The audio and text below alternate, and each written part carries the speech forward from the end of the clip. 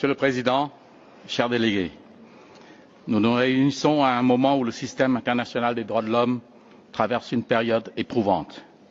Les conflits armés, la fragmentation géopolitique et la montée des démarches unilatérales affaiblissent les mécanismes de protection des populations.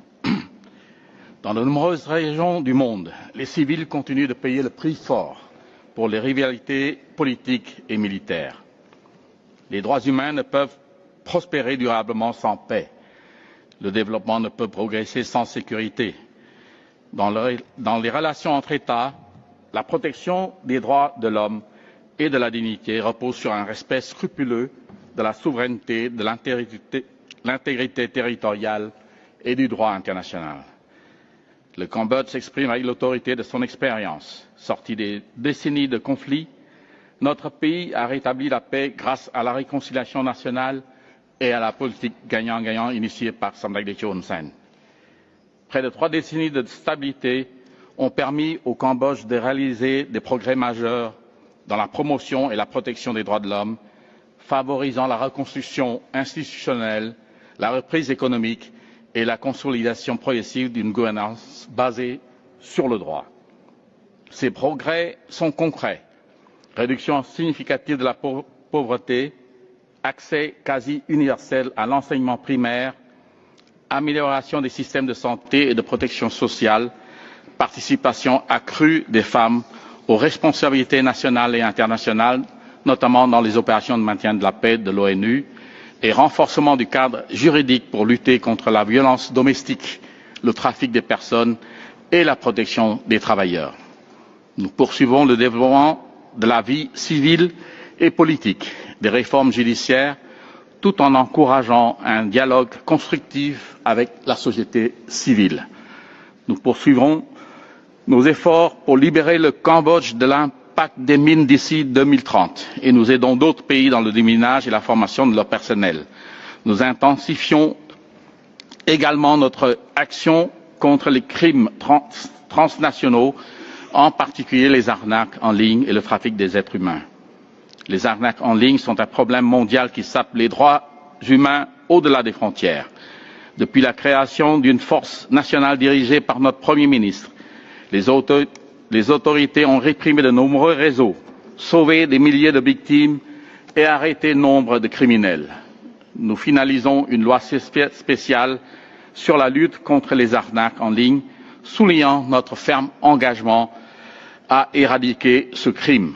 Pour relever un tel défi, le Cambodge s'est engagé dans des efforts collectifs avec les parties concernées au niveau national, bilatéral et multilatéral. Ce combat nécessite de la coopération et non pas des actions policières ou militaires étrangères et unilatérales qui ne servent que pour masquer des actes d'agression et d'occupation.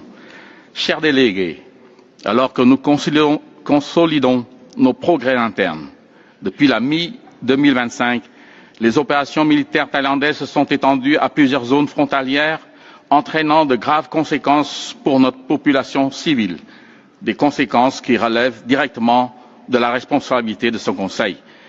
Le second cessez-le-feu atteint à la fin de l'année dernière tient toujours mais reste fragile. Depuis, des positions militaires ont été établies au-delà des lignes revendiquées, entraînant des empiètements sur des territoires bien à l'intérieur du Cambodge. Dans plusieurs villages frontaliers occupés, des civils ont été expulsés de force de leur domicile, des maisons détruites, des infrastructures militaires érigées et l'accès interdit par des fils barbelés et des conteneurs, entravant le retour sûr et digne des civils, contrairement aux arrangements convenus entre les deux pays. Au plus fort des hostilités, près de 650 000 personnes furent déplacées. Actuellement, plus de 80 000 personnes restent incapables de retourner chez elles. Ces actions touchant les populations civiles soulèvent de sérieuses préoccupations au regard du droit international et des droits de l'homme, notamment le droit à la vie, la sécurité de la personne, la liberté de circulation, un logement adéquat et l'accès à la vie culturelle et religieuse. Tout au long de cette période, le Cambodge a fait preuve de la plus grande retenue et de haute responsabilité, fournissant une aide humanitaire, assurant la continuité des services essentiels aux personnes déplacées et restant fermement engagés en faveur d'un cessez-le-feu efficace et durable et d'un dialogue pacifique pour le retour à la normalisation. La protection des droits humains est indissociable de la paix.